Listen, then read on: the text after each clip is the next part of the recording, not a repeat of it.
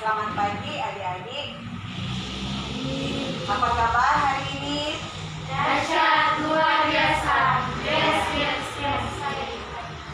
Sekali lagi, apa kabar hari ini? Dahsyat, luar biasa. Yes. Saya berkata. Ya, puji Tuhan, kita diberkati oleh Tuhan sehingga kita lagi bertemu di hari ini untuk proses belajar mata pelajaran pendidikan agama Kristen dan budi pekerti. Dan sebelum melanjutkan proses belajar kita di hari ini, kita selalu mengawalinya dengan mengucap syukur dan memohon pertolongan Tuhan di dalam berdoa. Adakah yang bersedia untuk menuntut kita untuk berdoa? Silakan.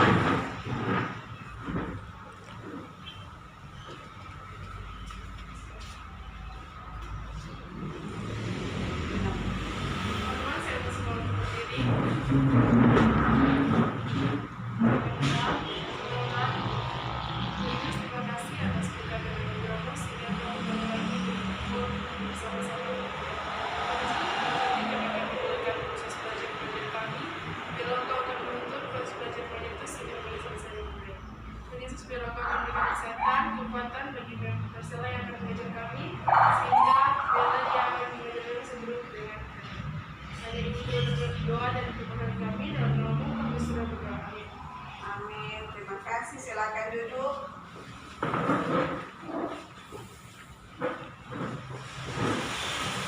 Nah, adik-adik, minggu yang lalu kita belajar tentang dampak hidup beriman dan berpengharapan. Kita selalu mengulas tentang apa kehidupan beriman, apa yang dimaksud dengan pengharapan. Nah, sekarang kita akan memahami tentang bagaimana hidup beriman itu, bagaimana hidup berpengharapan itu tetap ada dalam tuntunan penyertaan Tuhan. Kalau kita bisa menjalani hidup ini, kita bisa diberikan kekuatan sampai hari ini, kita bisa dijaga, dilindungi sampai pada hari ini, itu karena kasih Tuhan. Karena Tuhan yang tetap menolong kita. Nah, adik-adik yang dikasihi Tuhan, dan karena itu kita lagi akan memahami tentang bagaimana kerja Allah dalam ketritunggalan Allah. Kita sering mendengar itu yang disebut dengan Allah Tritunggal. Apa yang dimaksud dengan Allah Tritunggal? Menunjukkan pada Allah Bapa, Allah Anak, dan Allah Roh Kudus. Dan kita akan melihat dari kepribadian Allah yang ketiga itu tentang Roh Kudus. Nah, anak-anak, di materi kita hari ini, kompetensi dasar kita adalah menganalisis peran Roh Kudus dalam hidup orang beriman dan menyajikan berbagai contoh cara hidup orang beriman yang dipimpin oleh Roh Kudus.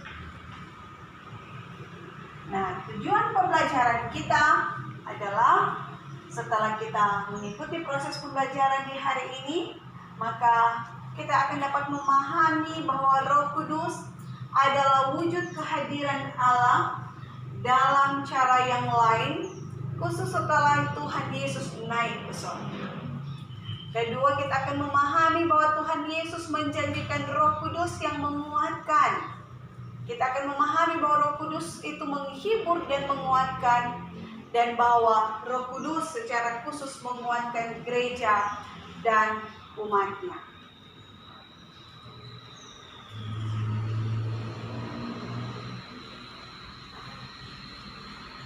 Materi kita hari ini yaitu peran Roh Kudus dalam hidup orang beriman.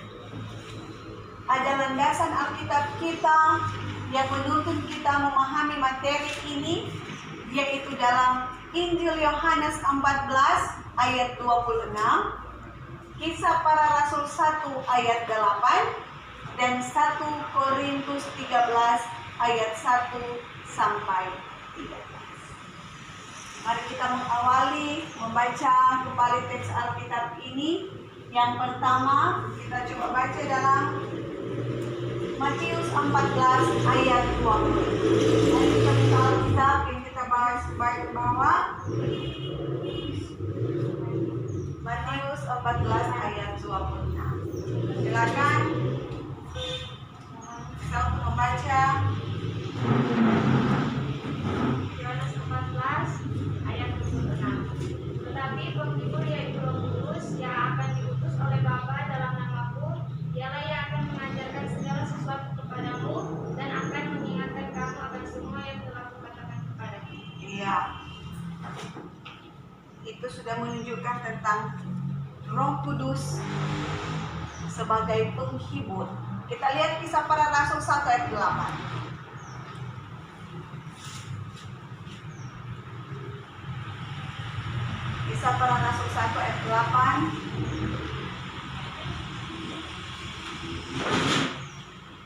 Kisah Para Rasul 1 ayat yang ke-8. Tetapi kamu akan menerima kuasa kalau Roh Kudus turun ke atas kamu, dan kamu akan menjadi saksiku di Yerusalem dan di seluruh Yudea dan Samaria dan sampai ke dunia. Ya, terima kasih.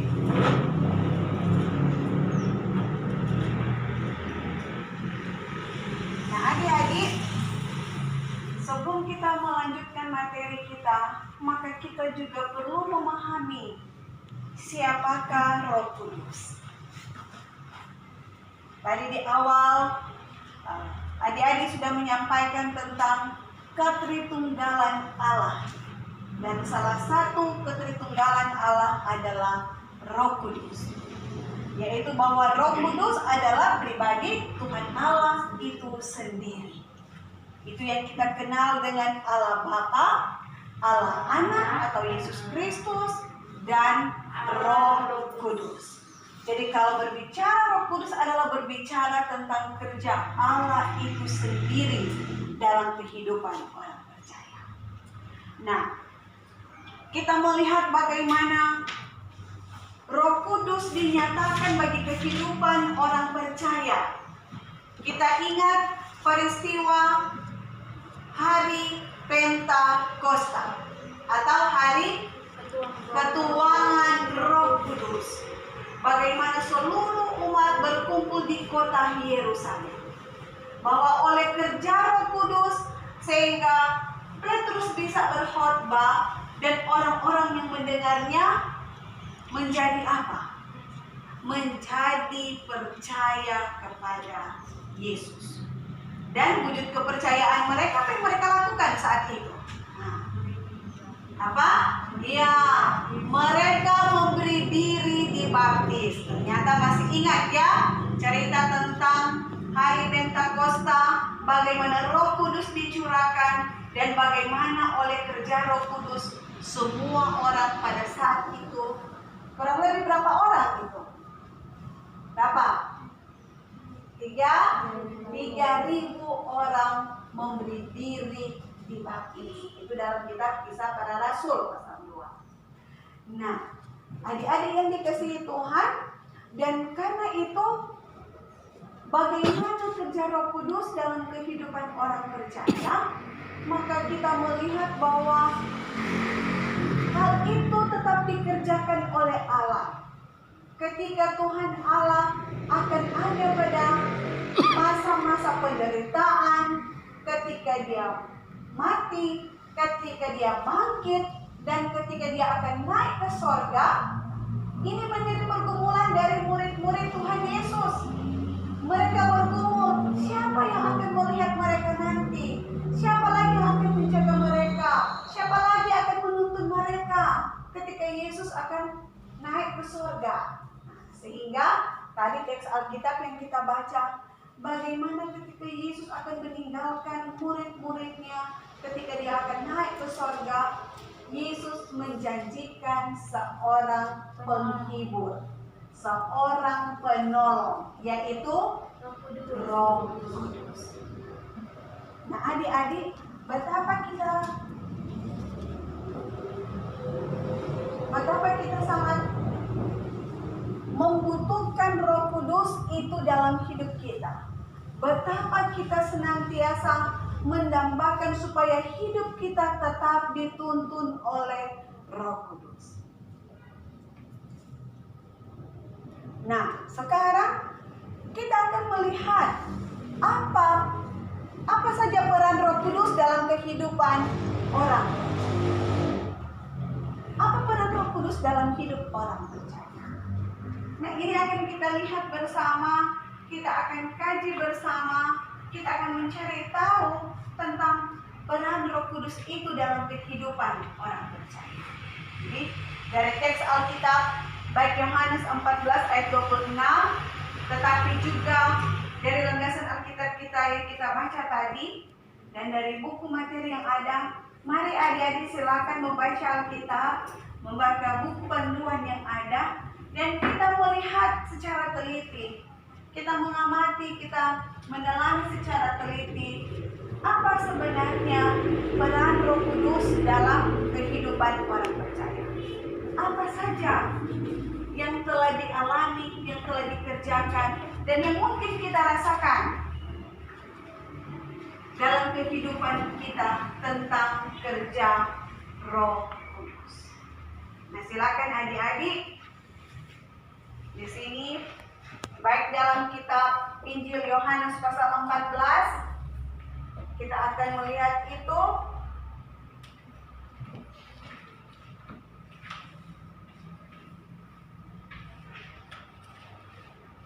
Mari kita membaca Alkitab dari buku teks materi yang ada, baik dari Injil Yohanes 14 maupun dari kitab Kisah Para Rasul 1 ayat 8, dan dari buku materi yang ada pada kita tentang apa saja peran Roh Kudus dalam hidup orang percaya. Disilakan bagi kita untuk mengerjakannya.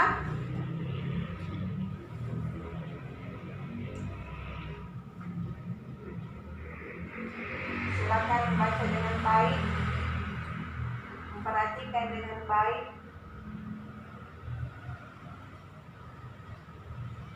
Kita menganalisa dengan baik apa yang tertulis dalam teks Alkitab itu dan dari buku materi kita.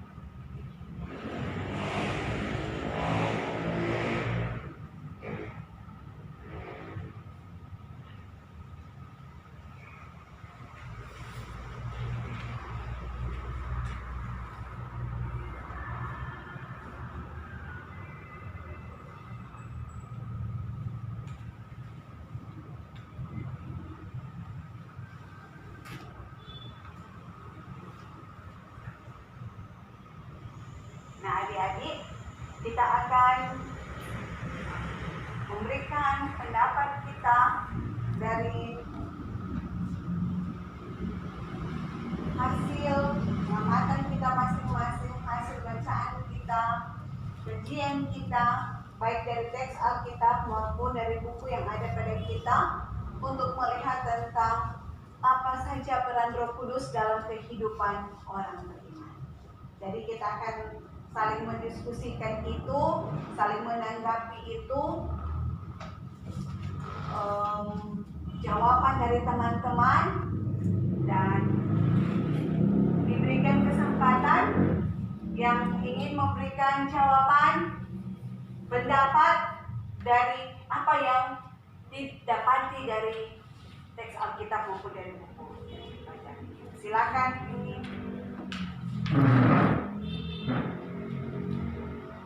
Menurut Yohanes 14, Tuhan Yesus menjawab kegelisahan atau ketakutan para murid dengan menjanjikan seorang penolong atau penghibur bagi murid-murid dan semua pengikutnya, yaitu Roh Kudus yang akan mengajar, mengingatkan dan menguatkan para murid ketika Tuhan Yesus naik ke surga. Ya, terima kasih.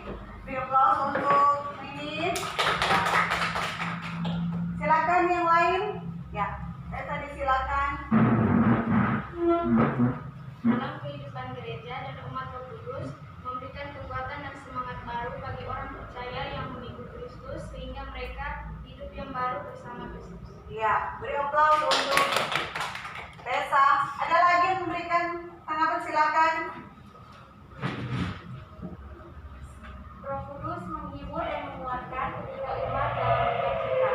Di dalam perkumpulan, Roh Kudus juga hadir memberikan penguatan dan penghiburan. Ya, terima kasih. Beri aplaus untuk teman kita. Masih ada yang ingin memberikan pendapat, ya silakan. Tentang apa saja peran Roh Kudus dalam hidup kita. Peran Roh Kudus membuat kita menjadi anak takut akan Tuhan, menjauhi kejahatan dan melakukan kebaikan. Ya, jadi Roh Kudus menolong kita untuk menjadi anak yang baik. Ada lagi yang akan menambahkan? Masih ada? Atau ada lagi hal yang kita temukan dari bacaan Alkitab kita maupun dari teks Alkitab? Masih ada? Ya. Jadi dari semua jawaban yang diberikan, kita melihat bahwa betapa Roh Kudus itu sangat berperan dalam kehidupan orang beriman. Roh Kudus membuat orang beriman menjadi pribadi yang kuat.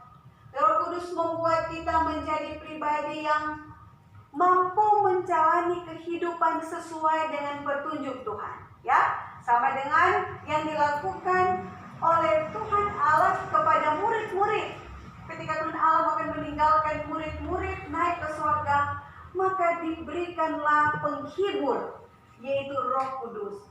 Roh Kudus yang akan menguatkan mereka, menguatkan murid-murid untuk melakukan setiap perintah Tuhan. Jadi Roh Kudus juga yang akan mengarahkan kita. Kalau kita senantiasa mau dituntun oleh Roh Kudus, maka pasti tadi dikatakan oleh teman-teman kita, pasti kita akan berperilaku menjadi anak-anak yang takut akan Tuhan. Itu kerja Roh Kudus. Kalau Roh Kudus bekerja dalam hidup kita, maka pasti hal-hal yang kita lakukan adalah apa? Hal-hal yang bagaimana yang dapat kita lakukan? Yang akan kita lakukan? Ya? Hal-hal yang apa? Hal yang benar. Hal yang mendatangkan kebaikan pada diri kita dan pada orang lain. Apa lagi? Hal yang menyenangkan hati Tuhan. Apa lagi? Peran Roh Kudus dalam kehidupan kita secara pribadi. Apa yang dapat kita rasakan? Ya, kalau kita dituntun oleh Roh Kudus, kita akan semakin menjadi anak-anak yang tahu membedakan mana yang baik, mana yang tidak baik, mana yang benar, mana yang harus kita lakukan. Karena kita selalu dituntun oleh Roh Kudus. Kalau kita dituntun oleh Roh Kudus, maka pasti kita akan dijauhkan dari perbuatan-perbuatan yang tidak baik. Pasti kita akan menikmati keselamatan daripada Tuhan. Kalau hidup kita dituntun oleh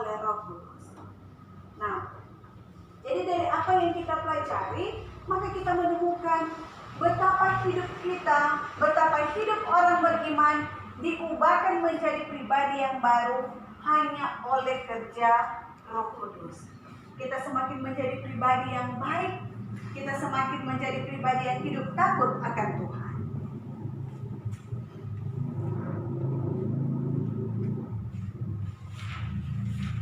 Nah, adik-adik yang dikasihi Tuhan, maka ketika kita belajar dari materi di hari ini, maka kita dapat memahami hal-hal apa saja yang kita temukan di sini yang menjadi kesimpulan dari apa yang kita pelajari. Hal apa yang dapat kita temukan dari materi kita di hari ini?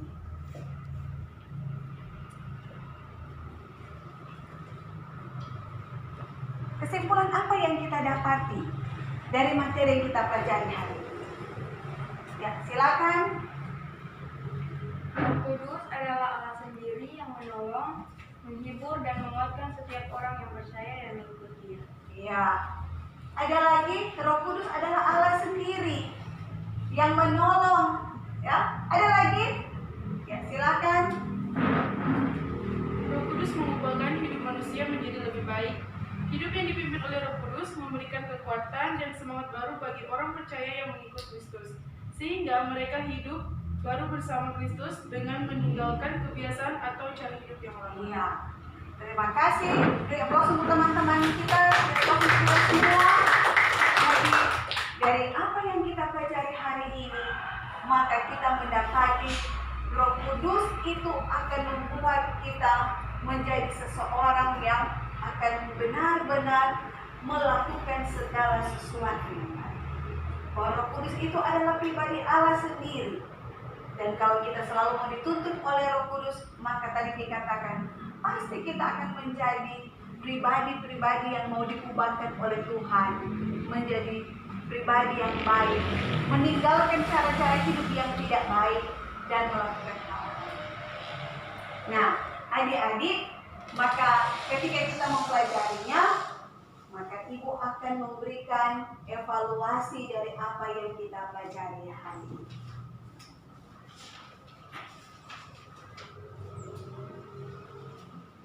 Ya, soal nomor 1. Apa peran Roh Kudus dalam hidup pribadi?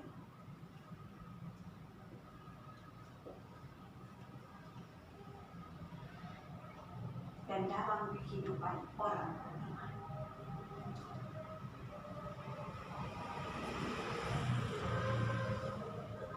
Kedua,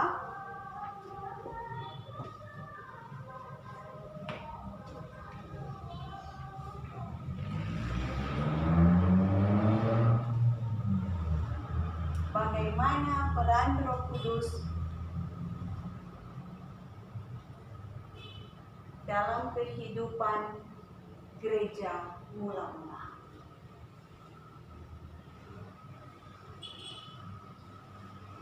Bagaimana peran Roh Kudus dalam kehidupan gereja mula-mula?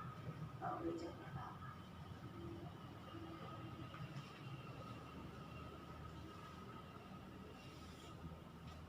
Silakan mengerjakan.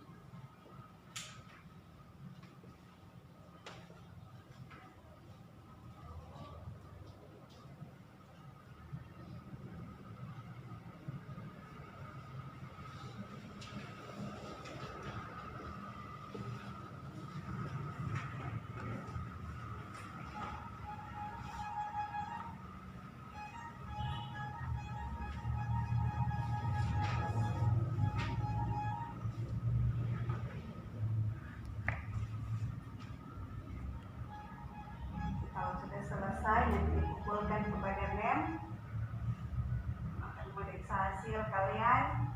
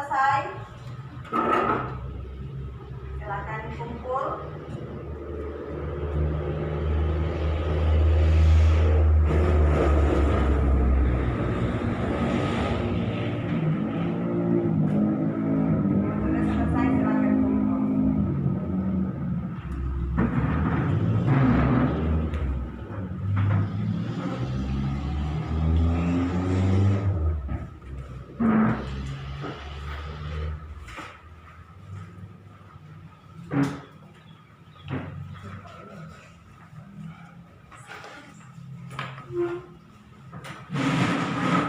menyelesaikan, silakan.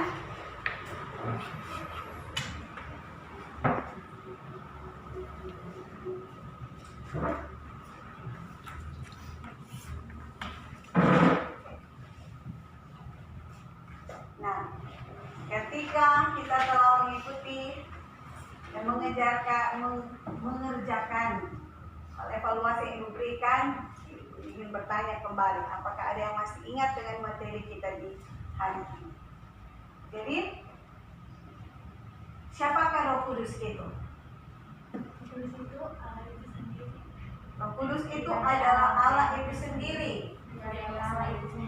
Ya, pribadi Allah itu sendiri, atau ketritunggalan Allah, Allah Bapa, Anak, dan Roh Kudus. Apa saja peran Roh Kudus dalam kehidupan gereja? Apa saja? Ya, ini Roh Kudus yang menghibur, menguatkan saat umat dalam penderitaan atau dalam kesusahan. ya. Ada lagi? Apa saja peran Roh Kudus dalam kehidupan gereja atau dalam kehidupan kita orang beriman?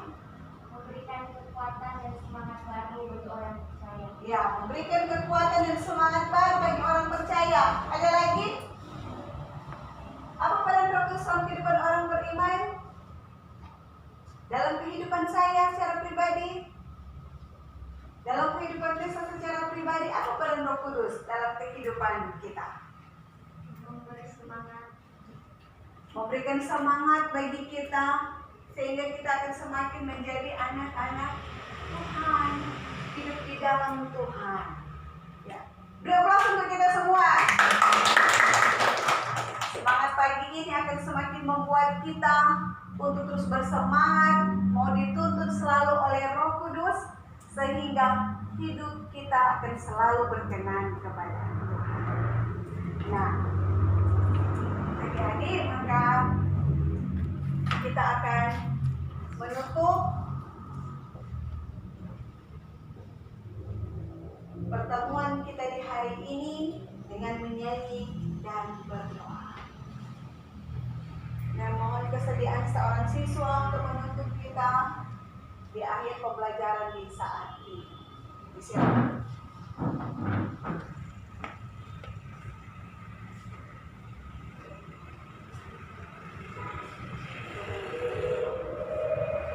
Teman-teman, saya undang berdiri. Sebelum kita berdoa, mari kita berdiri bersama-sama pegang tangan Roh Kudus. Setiap hari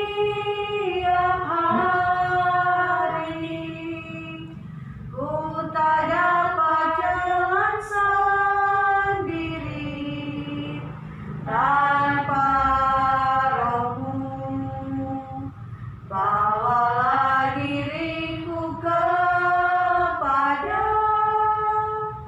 jalan kebenaran, agar ku tidak tersesat mengikuti jalan-Mu. Kudus, kudus Tuhan, kudus nama-Mu. Ku beri syukur dalam simfoni indah.